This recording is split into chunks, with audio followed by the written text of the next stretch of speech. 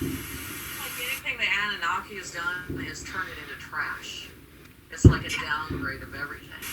Is that Anunnaki owned? Is there a sphere park near Saturn? No, it's not. The Council of Five are on Saturn. Anunnakis don't own shit. Anunnakis don't own shit. So I know it's a little strange that a world-famous Starfinder content creator is making a video on a Pathfinder creature. But, come on, you've seen what monster videos I've made in the past. So I'm not going to let a little thing like this creature being outside of my wheelhouse stop me. Also, while I make every effort to get the Pathfinder rules and terms right, please let me know if I have butchered anything in the comments down below. Like always, first we're going to go over their stats and abilities, then their background, and after that we'll talk about how you could put them in a Pathfinder setting, and then after that, we'll talk about how you could put them in a Starfinder setting. Also, at the time of writing this sentence, I don't know how many ancient alien jokes are going to be crammed in here, but I don't know, take a shot every time I make one and then tell me how you're doing at the end.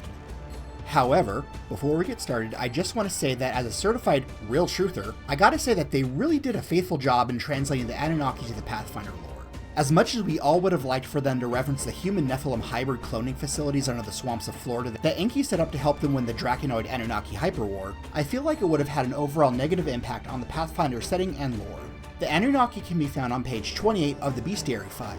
They are large humanoid shapeshifters that can basically see everything, as they have true sight, life sense, a plus 31 to perception checks, and also dark vision. To me, giving them dark vision kinda seems like putting a cigarette lighter on a flamethrower, but what do I know?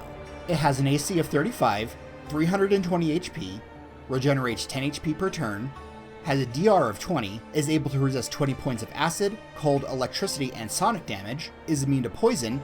It's also unstoppable, which means that it has an ability that allows it to say, I ain't got time to bleed. Be blind, confused, cower, be dazzled, deafened, enlarged, exhausted, fascinated, fatigued, frightened, nauseated, panicked, paralyzed, shaken, sickened, or stunned.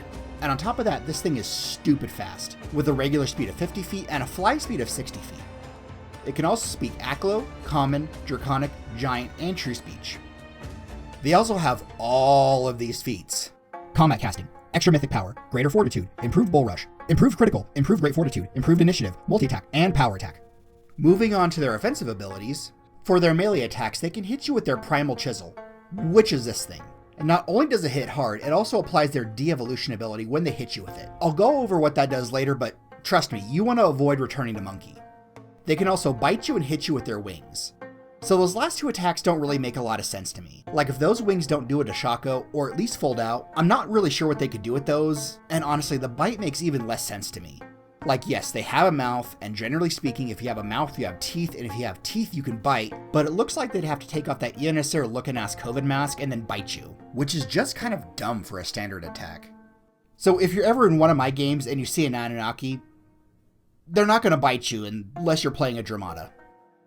Moving on to their spells and spell-like abilities, they are constantly under the effect of true seeing thanks to their Lantern of Civilization. And at will, they can cast Etherealness, Greater Teleport, Mental Block, and Mind Link. They can cast Greater Dispel Magic 5 times per day, and 3 times a day they can cast Quicken Baleful Polymorph and Primal Regression. And once a day they can cast Divide Mind and Overwhelming Presence. So now let's go on to their special abilities. Bestow Knowledge, which allows them to temporarily cram a semi-divine amount of knowledge and skill into the brain of a creature with an intelligence of 3 or more. Now, technically, it could be used to lower someone's skill rank because this ability works by flat out changing your skill rank to 15. However, if you're level 15, you're basically some sort of legendary superhuman, and for most people, suddenly having a skill rank of 15 is paradigm shifting. De-evolution. As a standard action, an Anunnaki can touch a creature and make it Big dog. And works just like you had Feeble Mind cast on you. Just as a refresher, Feeble Mind drops your intelligence and charisma to 1, which means that you're going to get outsmarted by most animals, and can only be cured with a wish or a miracle spell. But not only does it make you dumb, but any kids you have after getting hit with de-evolution are affected just as you are. And beyond just being really dumb, they also look like cave, whatever your race is. Uplift. As a full round action, they can uplift any creature that they can touch by flooding their mind with untold wisdom and knowledge. as long as they have an intelligence of 3 or less. Mechanically, this works similarly to the Awaken spell, where it gets to add 3d6 to its intelligence and 1d3 to its charisma score, except it can affect animal, plant, humanoid, magical beast, and monstrous humanoid type creatures. The effect is passed on to any children it may have, and it doesn't gain any affinity towards the Anunnaki like in the Awaken spell.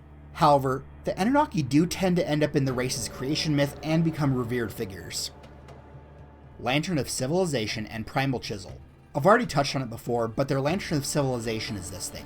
And powers their constant true sight, its uplifting ability, and the Primal Chisel. So in theory, if you somehow get this away from them, you're going to have a much easier time of fighting them, since they'll actually have to use their action using de-evolution to make you dumb, instead of just being able to do it whenever they hit you. And who knows, you might get to use some sort of illusion magic or concealment against them. Mimetic Memory. So the book says that this works like the Share Thoughts spell. However, I couldn't find anything online about a Share Thoughts spell. The entry says that it's in the Ultimate Magic book, but I'm not buying a whole book just for a single spell description that the World Wide Web says doesn't exist. So I think this is a typo and they meant to say that this works just like the Share Memory spell. But if I'm wrong and this is just some Anunnaki shenanigans, please tell me how I was wrong in the comments down below. However, the Share Memory spell allows you to share a memory with another creature. Shocking, I know. So if you want to, I don't know, show them a future calamity but don't want anything to get lost in translation, then Share Memory is pretty handy to have. Morphic Anatomy and Morphic Body. As everyone knows, the Anunnaki are renowned shapeshifters. Because of this, they're able to use their morphic body to perfectly mimic the appearance of any creature either one size larger or smaller than they are, as long as the form is made out of solid material. The only issue with this shapeshifting is that they only appear as a member of the race but don't get any of their special abilities. They're also able to use Morphic Anatomy to move their vital organs around at will, making them immune to critical hits, much like Jake the dog. Before she bit me, I used my powers to shrink all my guts and blood over my thumb. Okay, so now let's go over the background of the Anunnaki and Pathfinder. Now, unfortunately, I don't have time to go over the real history, but honestly, the good folks at Paizo got a lot right while still fitting in the established Pathfinder lore. It's unknown exactly where they came from. However, it is theorized that their planet exists in a slightly different vibrational frequency and that every few thousand years, it syncs up with the rest of the material plane. At which point the Anunnaki fly around the galaxy looking for new races to uplift. However, it's not known why the Anunnaki do this because they usually abandon their creations after they get the proverbial ball rolling with their newly uplifted race. You know, a little hyperscience here, a little gold mining there, maybe a few visions of all-consuming rifts among the stars if they're feeling a little sassy. Then they basically take off. In fact, it seems like only the Anunnaki who have gone rogue tend to stick around. However, these bad boy Anunnaki end up either making mutants or giving their creations way too much hyperscience way too fast. Either way, these races tend to realize that they'll never get on the same level as their creators, and they'll either all go crazy or murder fuck themselves into extinction. However, sometimes a civilization will get lucky and the rogue Anunnaki will just end up playing God, or they do a Fairhaven and just live in the civilization that they created. However, if someone does expose them or accuse them of being a shape-shifting alien, they'll tend to just walk away mid-conversation. However, since they are a CR-18 creature, I also think that they could just kick your ass and then devolve you, because that way, even if you wanted to tell someone, who's gonna believe the Newtown fool? But when the Anunnaki aren't making new civilizations, they can be found beefing with the Elohim. We don't really know why, but from what scholars can tell, there's a big event that's going to happen in the future. And based on those visions I was talking about earlier, it involves big rifts among the stars. So I don't know how many people know this, but there's a sister game to Pathfinder called Starfinder. It's kind of cool. I've made a few videos on it, and based on the knowledge that I've gained from making those videos, I can confidently tell you that the Anunnaki and the Elohim aren't in Starfinder. And wouldn't you know it, but there was this big calamity that happened that basically wiped out all of history called the Gap.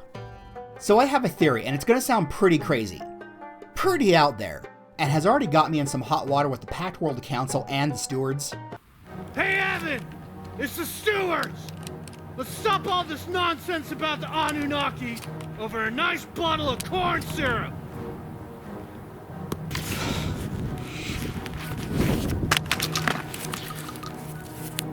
Corn syrup? Ah! I hate stewards! I hate stewards! I hate stewards! Neutral my ass. But I think that the Anunnaki and the Elohim caused the Gap. Now, I'm not sure if the Gap was an unintended byproduct of the Elohim and the Anunnaki having a good old-fashioned hyperwar, or if they both saw the Gap coming and for some reason were just unable to stop it. But if you have a better idea, post your rant in the comments or join the Discord server and discuss your theory with the rest of the Apple rotating scholars. Also, I know that Paizo came out with a comprehensive guide on the gap a while ago, but come on, are you really saying you fell for that? I mean, anyone with a single rank in mysticism knows that that book is total hooey. So now let's talk about how you could put an Anunnaki in your Pathfinder game. The first way you could put them in your game is as an employer. So let's say you're working together with a noble who just wants to help you take down the big bad evil guy, but just doesn't want to get his hands dirty. So the first job he sends you on is to collect 100 cats, 50 male and 50 female. Now, it's a really weird request, but he's paying you a lot and you're level 2 and he tells you that he has a plan and you just need to trust him. And after you do this, you notice that the cat population has exploded and all the cats are wearing clothes and you swear they can understand you. Then, when the final battle happens, boom! The noble rolls up with a literal army of cats, all wearing armor and wielding swords and using advanced tactics. And hell, maybe the goblin you kidnapped, adopted, says, "What a catastrophe!" At which point the DM admits that this whole campaign was just a pretense for making that dumbass joke. Or let's say that your party really needs to get some Old Testament level payback. It could be a noble, a merchant, a rival adventuring group, and not only do you want to get even with them, but you also want to get their whole bloodline.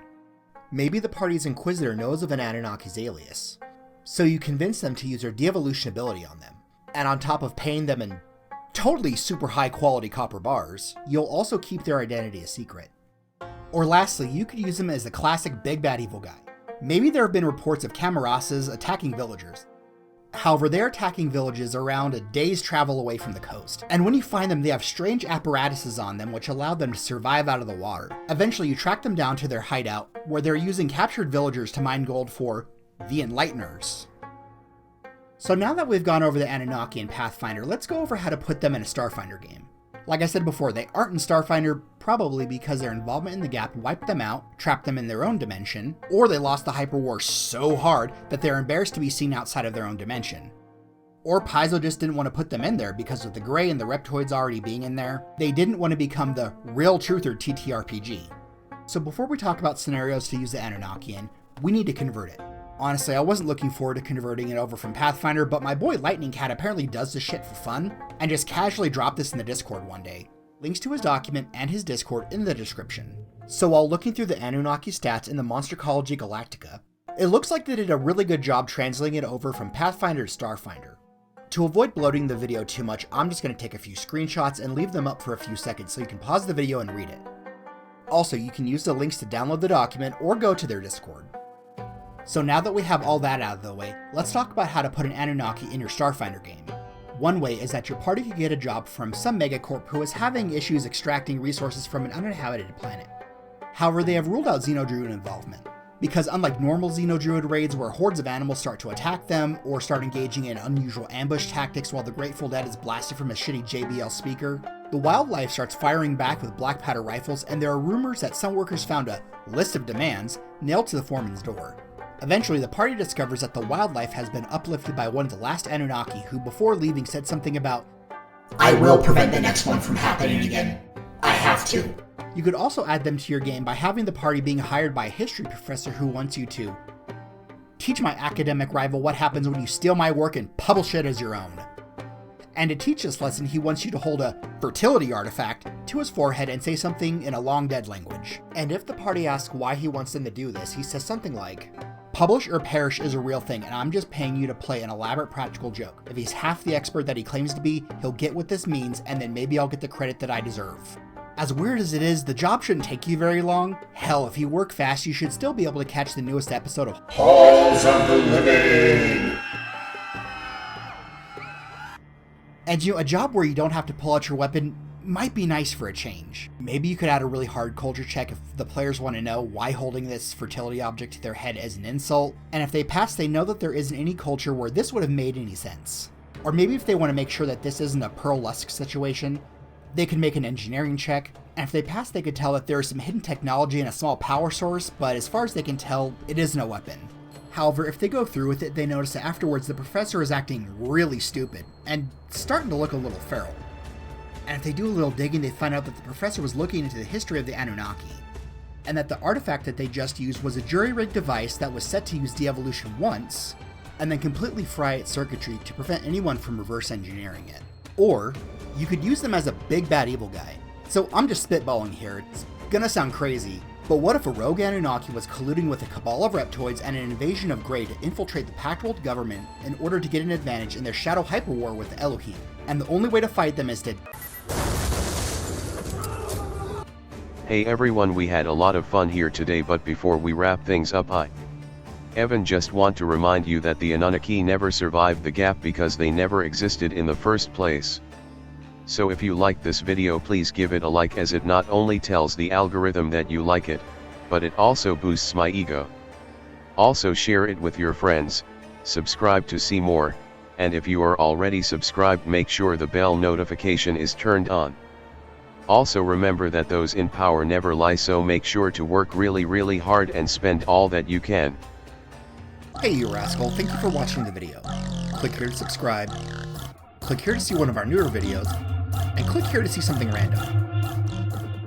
You're not a person.